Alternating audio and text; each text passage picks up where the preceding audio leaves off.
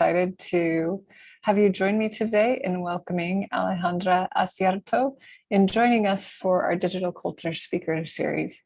Alejandro is an artist, musician, and curator whose work is largely informed by legacies of colonialism found within human relationships to technology and material cultures. He's presented projects and screenings for the Havana Biennial and Matanzas, Cuba, the Yerba Buena Center for the Arts in San Francisco, MCA Chicago in Chicago, Echo Park Film Center in Los Angeles, the East Side Projects from Birmingham, UK, and performance works for the Rapid Pulse Performance Art Festival, also in Chicago, and the KANEKO in Omaha, Nebraska. Hacierto recently joined us here at Arizona State University, but before then, he has held residencies at the Skowhegan School of Painting and Sculpture, the Virginia Center for the Creative Arts, and lucky him, the Banff Center. A 3-art awardee, Hacierto holds degrees from DePaul University, Manhattan School of Music, University of Illinois at Chicago, where he received his MFA, and was an inaugural artist in residence for critical race studies at Michigan State University. Formerly, he was a Mellon Assistant Professor of Digital Art and New Media at Vanderbilt University and was a Digital Humanities Faculty Fellow in the Center for Digital Humanities. As I mentioned, he recently joined us here at Arizona State University, where he now serves as Assistant Professor of Interdisciplinary Arts and Performance in the new college. I'm so excited to have Alejandro join us. I first met him actually via the little search function on ASU when I was trying to find someone to potentially talk to about a grant whose work intersects with questions of race and sensory experience. And Hacierto's work came up, and I'm so thrilled to have you all joining me and learning more. Please join me in giving him a round of applause.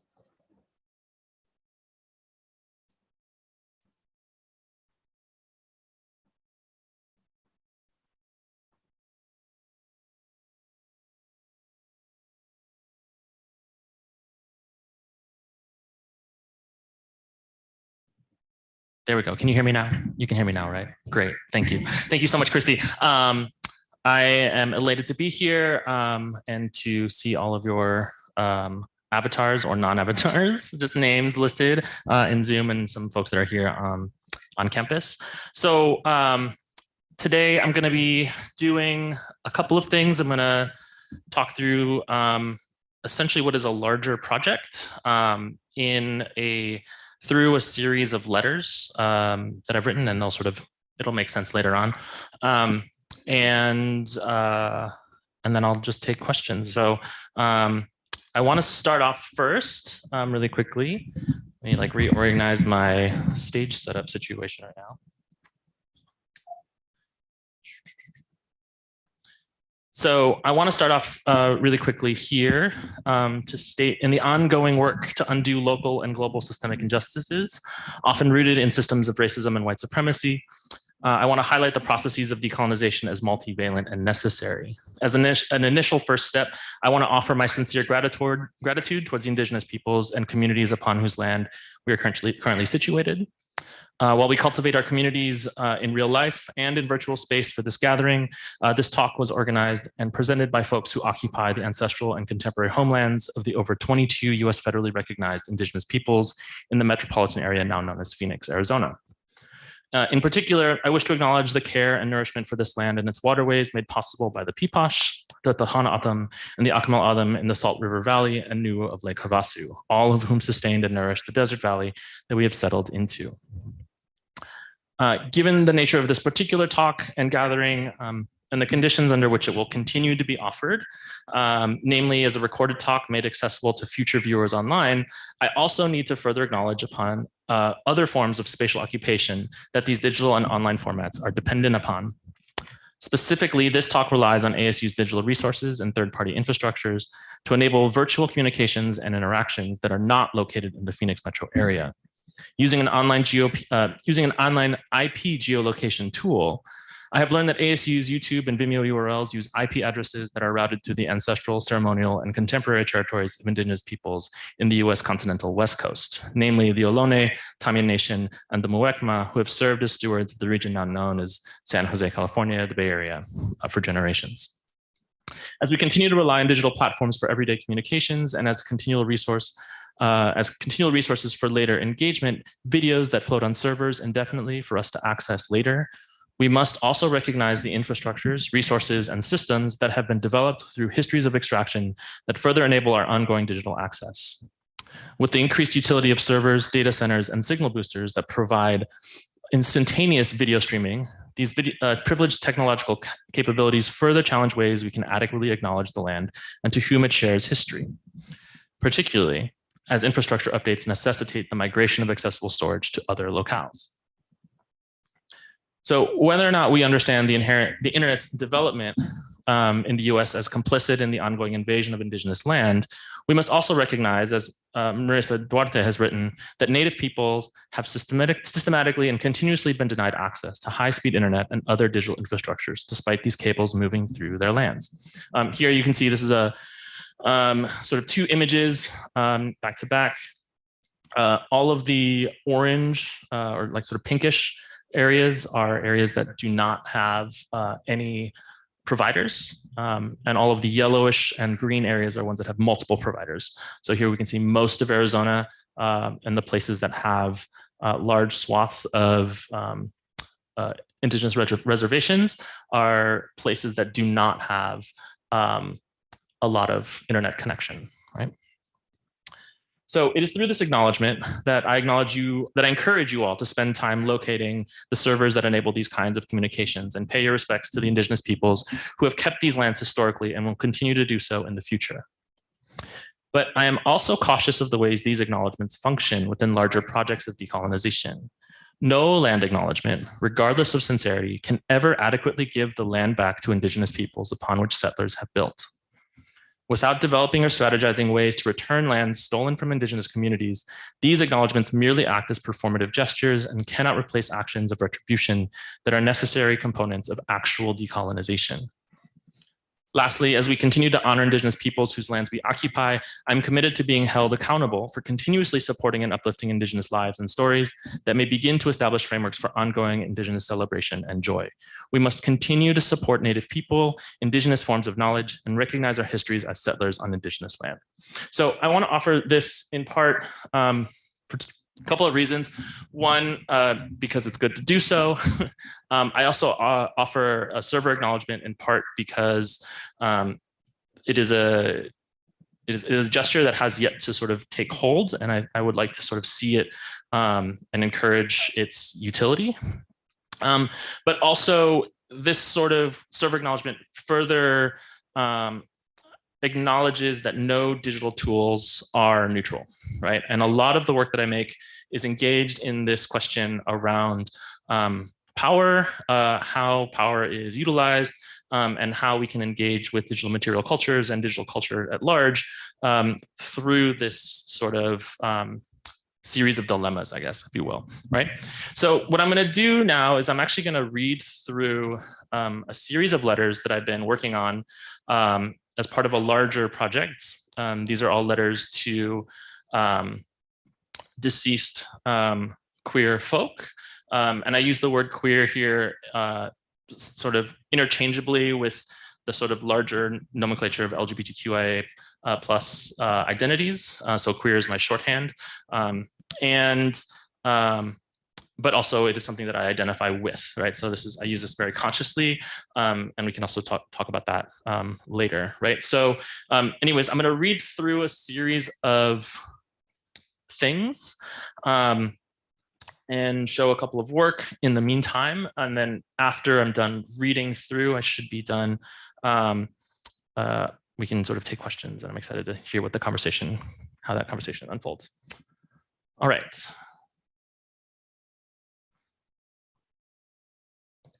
Dearest Mark,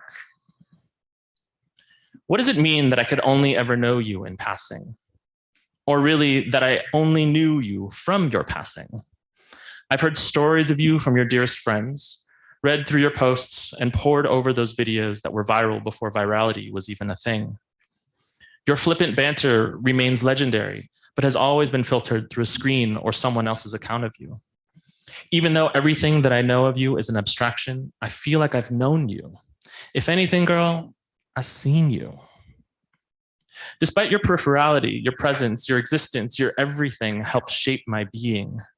I remember holding your work for the first time years after your death. I was working on a show with other friends of yours who were out of town, and I was the only one around able to make time with your archive. I distinctly remember two things as I tried to parse out what to include for the exhibition. First, you were and always will be loved. Opening the boxes and files of your archive, I could feel the affection for you in the safekeeping of your things. I even sent Roy an email thanking him for the care work of preserving what you left us, or all that hadn't been made digital. It was there that sat quietly in a studio space 2 floors below yours, safely kept and managed by those who watched you make this work. Your preservation is a way of calling to you, allowing your spirit to thrive in a way that it never could during your lifetime. And then there was the unmistakable trace of you. Opening these boxes of your things loosely organized, I could feel your spirit pulsating from the paper, from underneath the bubble wrap and plastic sheathing. Your drawings, photographs, and little notes vibrated with who I understood you to be. I remember feeling like this was a blessing to hold these abstractions of you, to continually see, focus, and center what had been peripheral this whole time. Of course, I had been drawn to your work as a consequence of its circulation online. Your litanies are still just as relevant now as they were when you wrote them almost a decade ago. The stories of you and your work have begun to take hold in a canon among other queer artists of color, and your flippancy still resonates through our bodies, even if we can no longer hear you speak them. At one point on Tumblr, you posted a drawing of a piece of paper torn from a notebook that read, "Who is worth my love, my strength, and my rage?" I can't help but think about how viral this post would have been had it been placed on Instagram, or even what your TikTok would have looked like. Even still, without your work circulating like it used to, I see how it has been indexed in contemporary projects, even when there is no attribution. Though, to be honest, you probably wouldn't care. If anything, I imagine you being a cheerleader for us, encouraging us to use the tools at our disposal that keep us alive.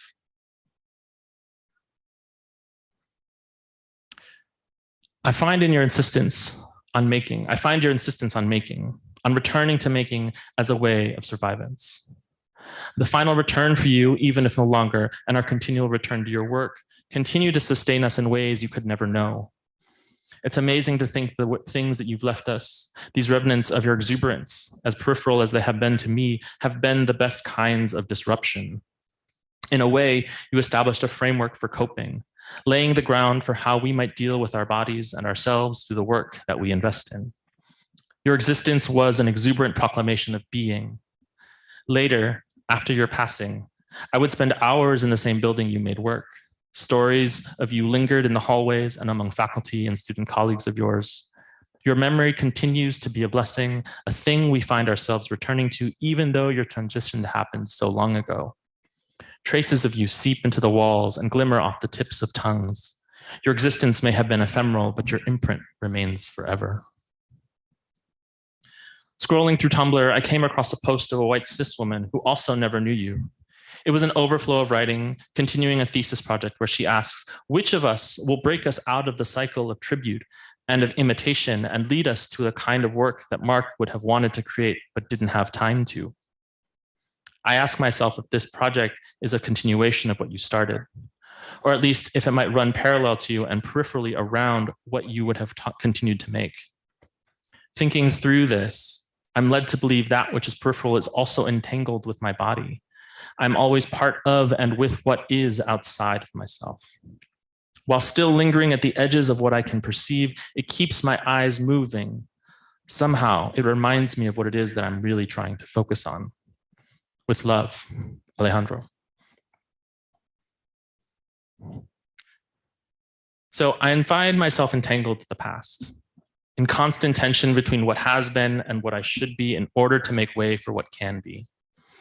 Surrounded and enfolded by the past, I dream of other worlds that move beyond the here and now towards a myriad of possibilities, towards futures that are not bound in time and place, but in reflections of the almost. Potential and the capacity for potential is the space of rich abundance. Here in the almost, we find ourselves vested in a kind of change, in a transformation of ourselves towards a different kind of self. In the almost, we are never settled, though we are always conscious of where we came from. It is in this space that we see ourselves as otherwise, that we have not, nor will we, arrive. As queer people of color, we are unable to forget the conditions of dispossession and isolation that so many of us felt across history.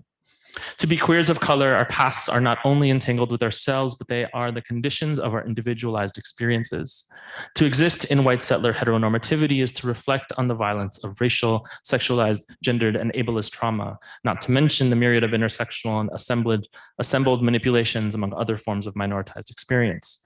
We cannot forget these pains because frequently we are still living them.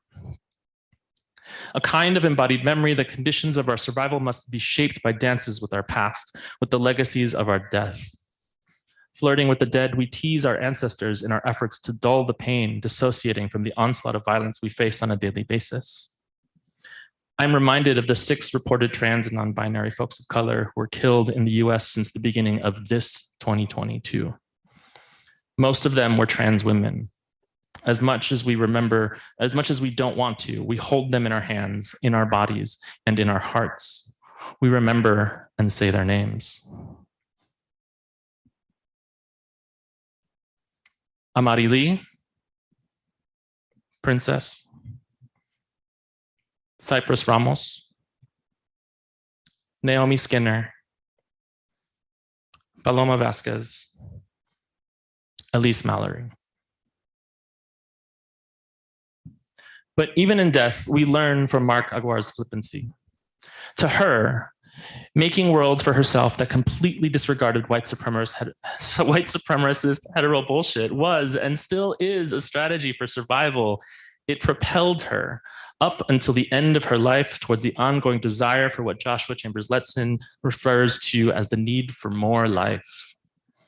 For her, the games she played with death were a provocation, a campy dance that embraced her for all of her complex brilliance. Flipping her hair from left to right in a short clip on YouTube, she disregards whatever happens on the other side of her studio door, that we see behind her. In those moments, she calls upon the energies of past and present queers, laying new foundations for an architecture of joy that refuses to participate in a world that seeks her demise. Leaving an imprint on the internet, she knows these remnants will outlive her. Permanent until they are not, her videos circulate in perpetuity, returning years later to those of us who continue to search for her essence of her. It is here or there, but ultimately in this almost space that we share the feeling of her bliss across and through the screen. A form of choreography we oscillate between the here and now and the then and there. We need the past to better chart our pathways of the future. In the ballet of survival, we play with ghosts to remind us of our potential, to bring them with us as we build a better future. Querido tío José, primero, I want to thank you for all your words of wisdom, for finding the language that allow us to find safety and peace in who we are.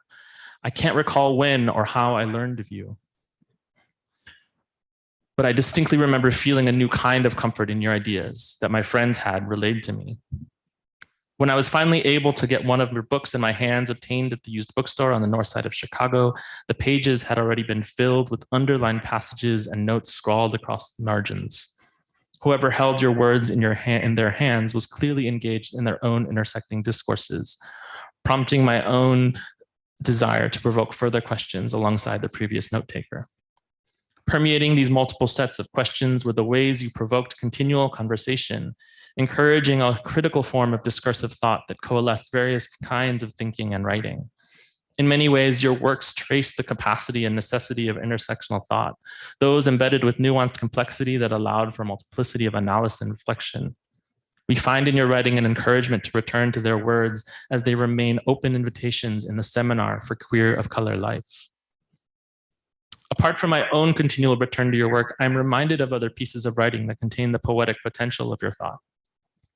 Of course, I'm often reminded of our tia abuela, Gloria Anzaldúa, who dreamt for us in her chapter Towards a Mestiza Consciousness, where she wrote, "Soy un amasamiento, I am an act of kneading, of uniting and joining that not only has produced a creature of darkness and a creature of light, but also a creature that questions the definitions of light and dark and gives them a new meaning."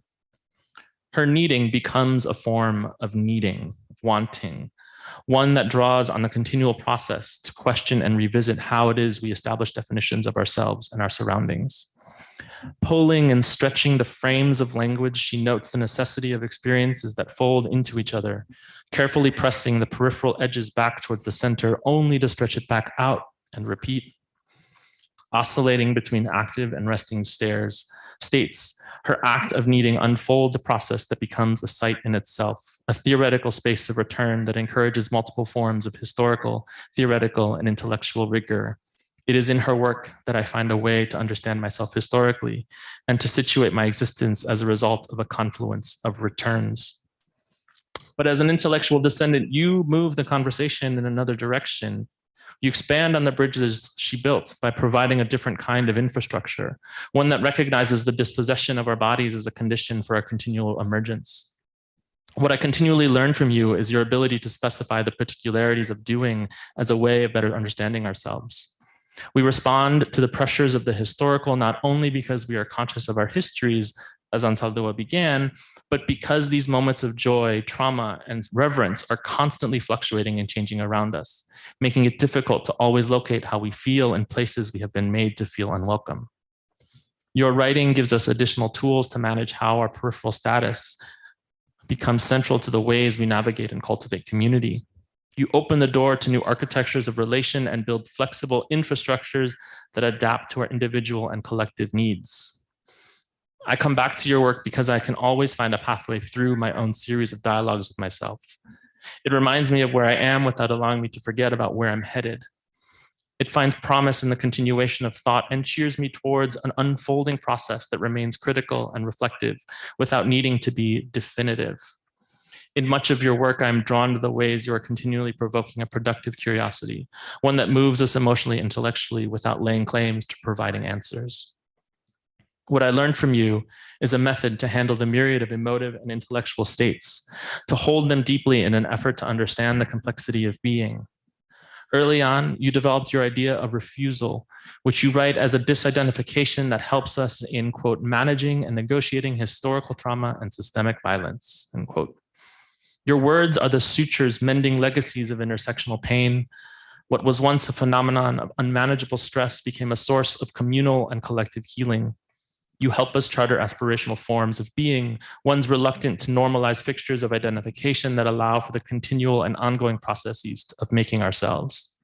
And in this, we find the encouragement to perform, where you remind us that the shape of queerness, quote, is not simply a being, but a doing for and toward the future. In performing queer, we foreground the operations of futuristic and fugitive planning, simultaneously reconfiguring ourselves as ephemeral articulations. What was once a source of pain and violence, our queer of color bodies have now become abundant spaces of knowledge and experience. We have learned to become shapeshifters that refuse containment of objectification and instead, as Vijay Prashad gestures, allow us to feel like a solution. You allow us to embody the slippages of identification while engaging the affect of our differences. Abrazos, Alejandro.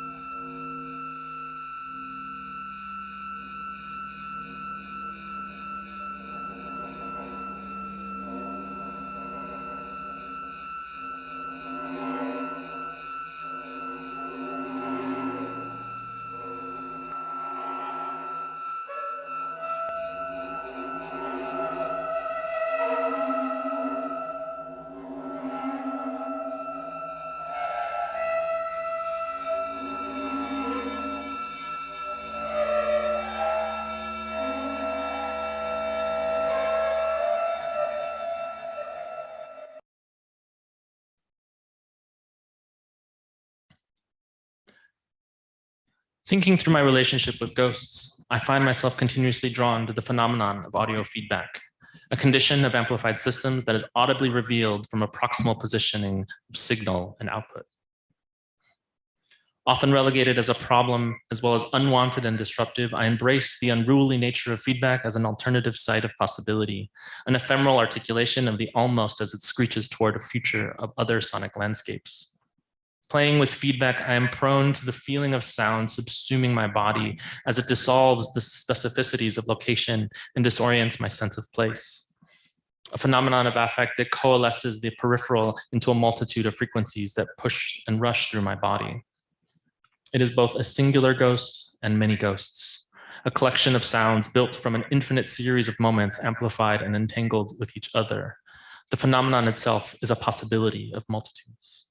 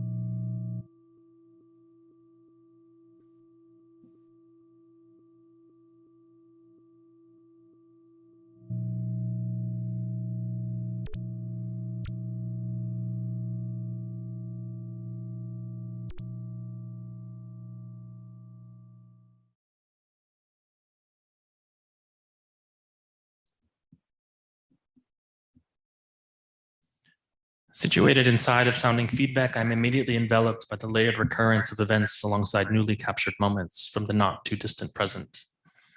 Signal becomes output, becomes signal in an ongoing loop that disrupts the legibility of linear time. In this configuration of newly made temporality, past conditions shape the audibility and legibility of the now. Placed somewhere else, now known as the constantly becoming present, my body moves between moments that cannot be articulated. Suddenly, I'm no longer here, for to be here is to locate oneself in time. To be here is to be fixed in place and to be held by containers without access to the past. Instead, within feedback, I am nowhere and everywhere, though I am elsewhere and I am almost, where my body exists beyond the temporal capacity outlined in the regiments of past, present, future. Instead, I am within multiple sites of possibility. Located in this elsewhere, my body floats across space in a continual unfolding of becoming. Constantly weaving nets of potential, my engagement with feedback renders me queer as I find myself inside the disambiguation of time. Reluctant and resistant to holding on to the present, I am not able to possess its potential despite our ongoing interactions. A mischievous phenomenon, feedback escapes my ability to fully control it, eschewing scripted methods of engagement in favor of a more playful approach. While never fully queer, as Munoz describes, and as intellectual cousin Sarah Ahmed refines, feedback reminds me of my ongoing dance with potential, of my series of near arrivals, and of committing myself to a performance of refusals.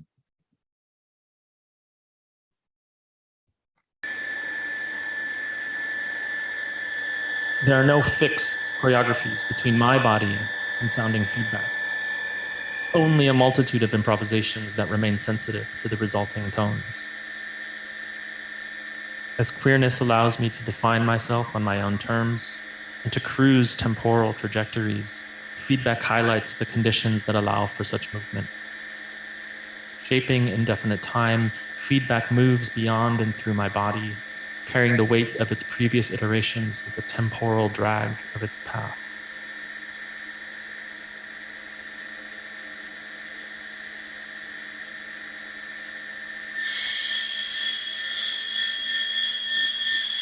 In playing with feedback, I embrace the disruptive and disidentify from sounding structures that attempt to eradicate the experience of what is otherwise an inherent aspect of any amplification system. Feedback is and always will be here. While the emergence of audible feedback is not a reclamation of space, it is a reminder of its being that continues to haunt the distribution of a signal. It shouts back, loudly proclaiming its presence that immediately reorients our sense of space. Moving across temporal boundaries, spaces and sites are reconstructed anew as sound reverberates against the edges of architecture that offer other ways of hearing.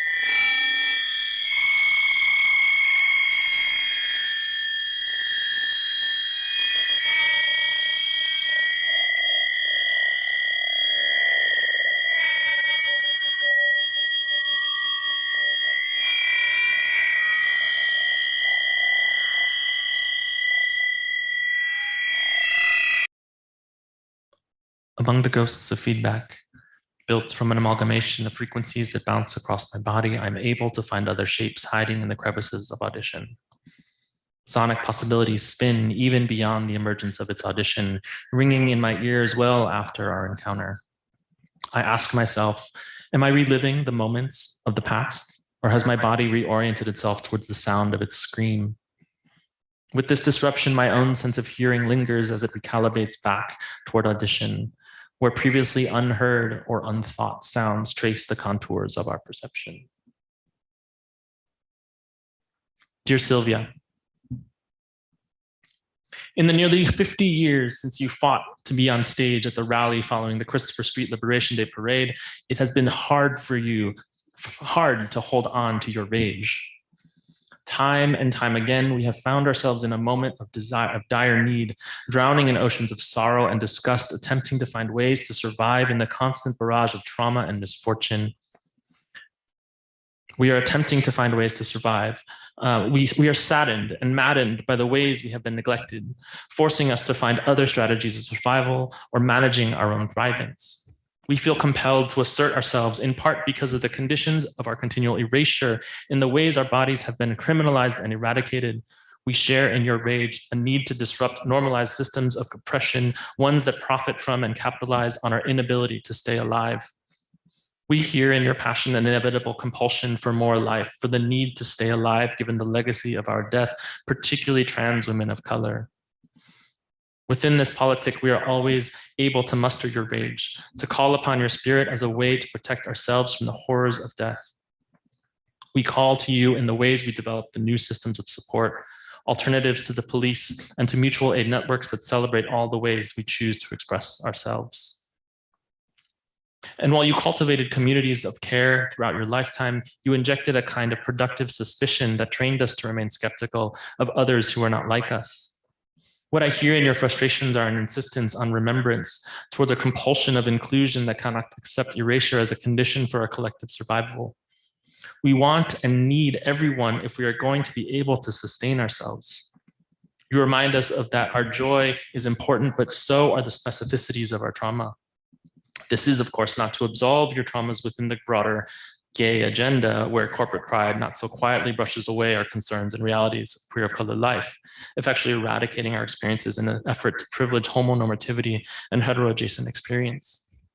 Your experiences of violence as a survivor and witness speak to the need to hold on to your rage, to condition ourselves to devise strategies to cope with all that has caused us harm.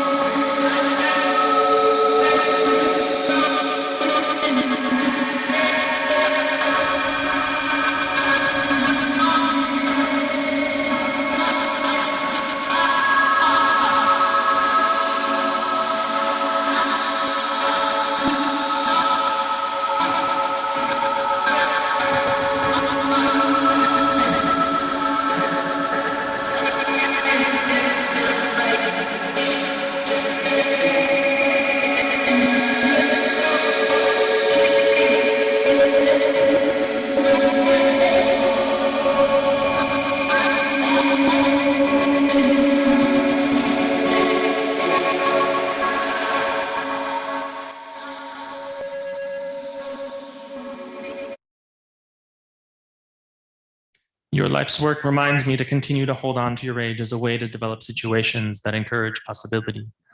Your rage demands the migration of the peripheral towards a thriving ecology that embraces the specificities of our differences. It calls for nourishment among and for queers of color, trans folks of color, and poor people. Your rage demands different forms of empathy that are not rooted in models of scarcity, but gestures towards the ways we are able to harness our collective abundance. But I also want to be careful not to appropriate your life story in the form of a kind of possession or in an extractive way that moves us away from any criticality. You may remember another speech given by Laverne Cox in which she shares a moment she had with an HIV positive person. In it, she tells us of the awkwardness and discomfort she had in having difficult conversations with him. As she recounted, quote, "I didn't exactly know what it was the right thing to say to him as an HIV positive person, and he has not always known what the right thing to say to me as a trans woman, but we still have the conversations," end quote. Within and among these differences, she says, quote, "We have those conversations with love and with empathy and with the desire to get to a level of understanding that we didn't have before. And we want to support each other and we want to be there for each other," end quote. We find in her words the desire for something else, an impulse to build upon the rage you carried with us. thinking of you always, in love and admiration. ATA.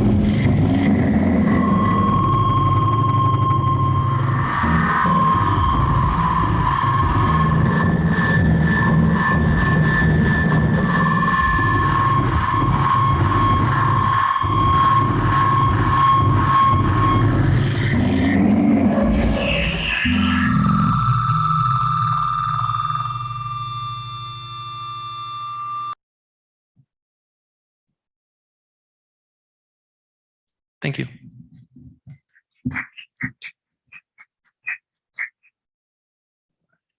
Should I stop sharing and then? Cool. All right. So I will take your questions, whether you're live or online. Alejandro, thank you. Can you hear me? Yes, I can. Awesome. I'm going to take, I was going to take the prerogative to get started, but actually Lauren Hayes just posed an amazing question. So since she beat me to it, Lauren, do you want me to read it or do you want to verbalize it? Okay, so Lauren asks, having tech issues right now. Oh, I missed that part, Lauren. So Lauren asked, how do you think about the choices of technological mediation when working with feedback in your works? For example, choices of speakers, microphones, etc., produce quite different sonic outcomes. And it seems there is further mediation within this software too. Could you speak to this a bit and how you approach it both technically and conceptually within your works? Yeah, so the first question is, so I treat the tech and the sort of the mediation of signal as I would as any musician would with a new instrument, right? So piano players always deal with new pianos, so they have to get accustomed to them and spend significant time, as much as they can at least, with their new instrument whenever they're appearing with a new hall. So for me, I typically always bring my own gear. I have my own stuff because I know how it behaves, and I know what particular frequencies are going to be particularly strong within those sets of speaker cones that I'm working with. And also the same thing with microphones. So all of the things that I'm using within my performances are going to be controlled to a certain extent, right? So I know how they're going to behave. I've spent time practicing with them. And also because I'm building the max patches that I'm going to be performing with, I also spend time with the patch. So ahead of performance or any kind of situation, whether it's an exhibition or if it's that'll sort of produce fixed media, or if it's a live performance, I have to deal with just knowing how stuff works. Now, of course, things break. I have to get new equipment sometimes.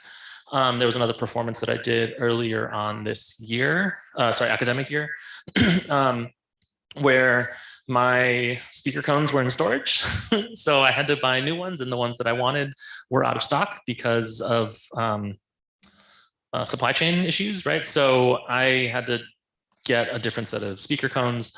And it took me, maybe like I had a day with them. So I didn't really have as much comfort with them as I wanted to.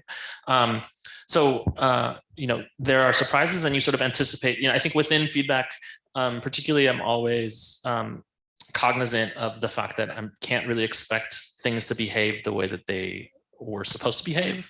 Every room is different. So because I'm also, using the room, the space that I'm performing in, as a sort of additional instrument, right? Because the resonance sort of fill the space that then change how frequencies move through your system.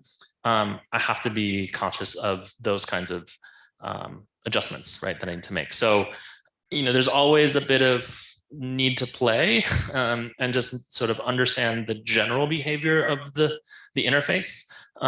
Because ultimately I'm going to have to deal with something that goes wrong. So then in regards to like,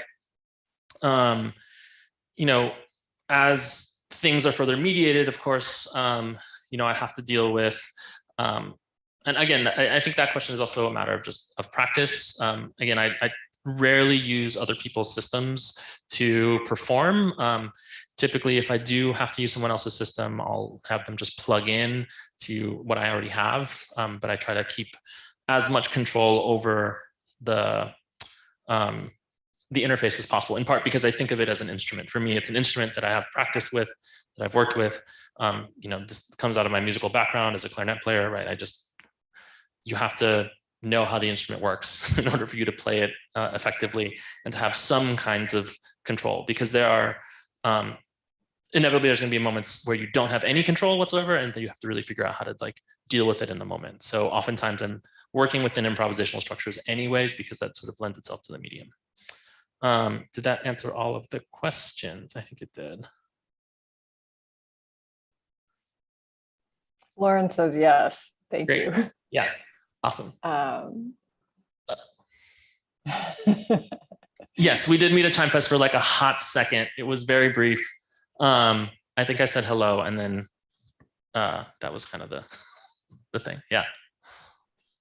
So can I now take virtual host prerogative, since I can't see the people hanging out down there? DB, you'll have to, or Alejandro, you'll have to take that prerogative for me. But and this question is not going to be nearly as well expressed as Lauren's, but I'm really curious. You have multiple forms of liminality going throughout your work. So you have the liminality of a digital ghost, this presence that of a person who existed and now still continues to exist, but in ways that have well exceeded the human body, coupled with what, at least coming through my computer speakers, was an interesting liminality of sound, where there were points at which the sounds were almost imperceptible. And again, I don't know if this is computer speaker or artist choice, but I'm curious, could you talk to us through how you are playing around with the different valences of liminality and why you're making the choices you're making? Yeah, so no, this is a beautiful question. This is great. I think, I think that the turn to, so the letters that I'm writing are obviously are all letters to people that have deceased. And I like to think of the works with feedback as also ways of playing with the past, right? And so these figures that I'm sort of addressing in the letters are, and as I show their work, or as I sort of like think about them and their lives, for me, it's another way of playing with the past, right? I'm engaging in the conceptual foundations, or the, the physical leftovers, right? The things that they leave behind. And so, with Mark's work, I've spent a lot of time with her, her drawings and her little like painting things. I'm working on a show actually in Chattanooga it'll open in May, where I'm actually working with her text that she posted on her blog, that was well revered by several folks when Tumblr was like all the rage. It was sort of pre-Facebook, or as Facebook was emerging. So Tumblr was the queer space, or was one of many queer spaces online, right?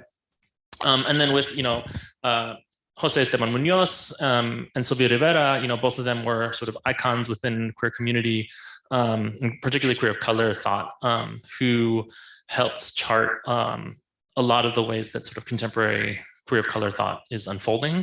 And so for me to think about them as these sort of things of the past that I'm accessing, but also reshaping, right? So for me, there's also this moment where as cheesy as the word is, like I'm remixing their work in a way. Like I kind of hate that word, but I have to use it because it's easy to access. But yeah, I think that there's a way that this sort of kind of play invites future iterations. And so when I'm thinking about the liminal space, right, this thing that's like maybe there, maybe not there, we're sort of dealing with residual stuff.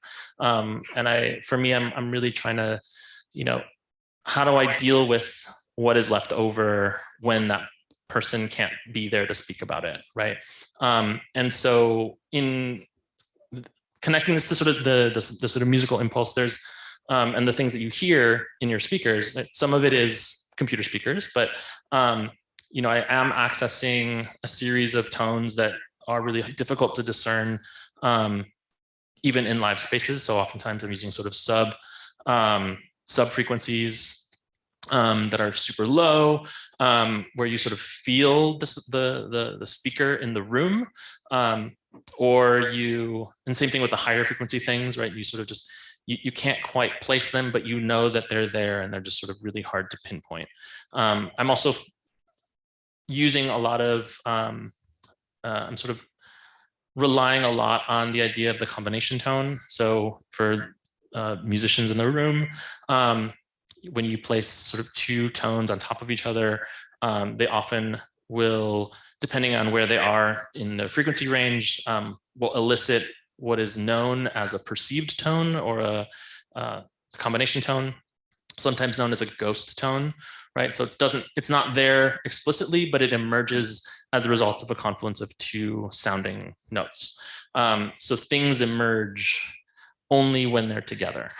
Right. So that idea for me is also a way of like stacking historical moments and the present to then produce these other sort of like weird, not yet defined sonic spaces, which I think answers parts of that question. Alex, do you want to go on ahead and pose your question? Hi, yes. Okay, hi. Yeah, I can pose my question because it's kind of typed a little wonky. So how do you, I called it the sovereignty of marginalized spaces, but how do you think about this, like being of marginalized spaces to be ephemeral, to like be fleeting, to not be actually captured? Because, I'm thinking about how these are internal kitchen table conversations that you're making and you're showing. And it speaks a lot in, to be seen and for that to mean something to someone who encounters it, but you also don't know who's going to encounter these performances and like how much should be aired. I mean, I also like, I'm asking you this because I'm troubled in similar ways about it. And I just want to know how you think through this. Yeah, I mean, I think there's, I like to think of like, I don't know how to answer this question, so I'm going to just dance around it because I think that's the best way to do it. But I mean, for me, there's always like, there are things that should not always be revealed, right? And there are things that we know, specifically as queer people or as queer folks of color or like any sort of, group subject position, right, that we like share with each other because we know that that other person is in that space, right? But then there's also these really productive moments that happen when we do reveal parts of those conversations that at least invite a recognition or a cognition of like, these are things that you, the person that's not in this group, needs to recognize and understand, right? And I think and I think part of that also relates to, why I'm keen on offering a server acknowledgement, I think, because these are things that I know are important conversations that are being had within Indigenous space, but I'm not an Indigenous person. So I feel like I need to be present in that conversation to then at least offer this as another kind of strategy, right?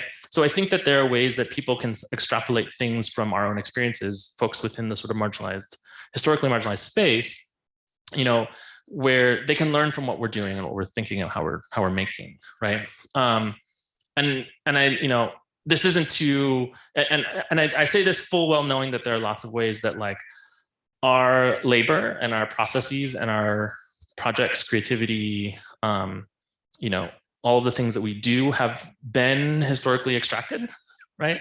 And continue to be so. But, you know, I think that I think some of the things that I'm sharing at least are responsive to that understanding, right? And I think I'm at the point where I'm willing to share these things because I feel a kind of, even in my own intimacy with these, you know, these people or these conversations that I'm having, you know, I feel like there's a desire and a need to share what is there so that we can continue the conversation forward. I think, yeah, I don't know if that really answers the question. I mean, I want to talk about that more. I don't know how, but I think that it's a start. I just want to add to this, and Alex, maybe you'll find this a strange direction to go, and Alejandro, you may not, but I keep thinking about odors here and like the traces of odors that get left behind when someone leaves a room and then they shift and change as they're stuck on a shirt, and take on different environmental connotations and impacts. And so in a way, like the odor space, if you will, is this ephemeral thing that also exceeds sovereignty. And I'm actually geographically in the Los Angeles area today. And when I was outside of Union Station this morning, there was an ordinance about excessive odor as being something that you could be fined for. And it just caught my attention because of the way in which it's this thing that that people don't always have control over, that embeds one within larger systems, that links into liminality, and that has questions about the sovereignty of the body, even the smelling body. And so I don't know where I'm going with this exactly, but I see a similarity, I guess, in the conundrums it raises. Doesn't solve anything. Yeah, I don't think we're at a place to solve anything yet, right? But I think the continual urge to have the conversation is a productive space, right? And I think that that's where, you know, because I also think that, like, you know, the conversation space, right? Even the dialogue, the discourse in and of itself, you know, like this particular moment in which we're having this conversation is an ephemeral moment, even though it'll be captured and shared online for, you know, years to come. But, you know, but I think in the moment now, there's a that aspect of the ephemeral is a really critical component of any building that happens afterwards, or, you know, what even becomes of like policy, or, you know, of these like unsaid rules that we establish between people, you know, things like that don't exist without the conversation, right? Or need to exist, only exist because of the conversations that are happening as they unfold. Yeah. Thanks for thinking alongside me there. Yeah. I know I have one more question, but before I do, I'd love to just open it back up to my colleagues here on Zoom, whomever's with us on YouTube, those of you who are in the room. Or the students that are in the room? No? Yeah. Not yet. I can talk to you later too if you want.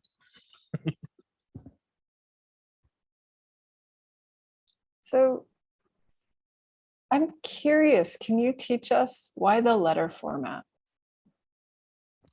Oh, so that's a great question. So the letters that I have are, so these are technically liner notes for recorded projects that I have of a larger hour-long project. And so but I thought that they were instructive here in part because it helped me parse through some of the ways that I'm thinking through the scope of this work. And it also, and it was a little bit of a risk, but I think that the letters function individually as ways of understanding how to contextualize my work. So, in the letter to Mark, I talk about her. I talk about her and her work, but I also talk about the ways that peripheries, that because of her peripheral status within my own understanding of, what it means to be a queer of color, I use that sort of as a way of thinking about the sounds around feedback, or the sounds that enter into the feedback loop, right? The letter to Jose becomes, not only just a sort of discussion about like, I love this person and I love his writing, but it's also this like way of teasing out the sort of theoretical foundation of the then and there, the here and now. So I rely a lot on his work in Cruising Utopia, which was written a while ago, right? But is still, I think, really sort of remains a fundamental text within queer of color life. And then, of course, the sort of letter to Sylvia becomes this sort of like gesture to noise, right? And so for me, the letters also give me a way to, one is I've also wanted to perform the work, the letters, right? There was a compulsion after I wrote them that it was better for me to speak them than it was to just read them. And so it felt instructive and productive for my own sense of understanding of the writing itself. But I felt like it can also really couch all of these other pieces of work well, within the sort of way that I'm outlining this conversation. So yeah, it became it's a performance lecture, right? A way of thinking about alternative forms of, sharing work with people, that, there might be something in the language, even though it's sort of around the conversation, it's not the actual conversation, that is actually still instructive of the thing that I'm trying to get at, right? And I think there's also, for me, sort of on the more conceptual level, these letters function, because they're peripheral and because they're sort of outside of the actual immediacy of what in discussing what feedback is and how it functions within my work. It really brings in that the sort of understanding of the room, of the context, of the conditions under which the work is then produced. And foregrounds, like, there is research that's involved in this production. I don't rely on my own. Yes, I'm a maker, and I practice a lot, and I like make work, and I'm a creative professional, if you will, right? But I still rely on other people, right? And I want that to sort of be part of how we understand the production of making any kind of creative project, is that it's not done in a vacuum, right? It's a thing that happens in community with, alongside of, and in consideration of, all these other people, thinkers, artists, makers, whatever. So for me, the letters function in that way. Whether or not they were, as instructive ahead of time or as they were happening is that's always a question. And one for me to figure out later, or you can just tell me it didn't work, right? But that's the objective, at least for me, was that. Yeah.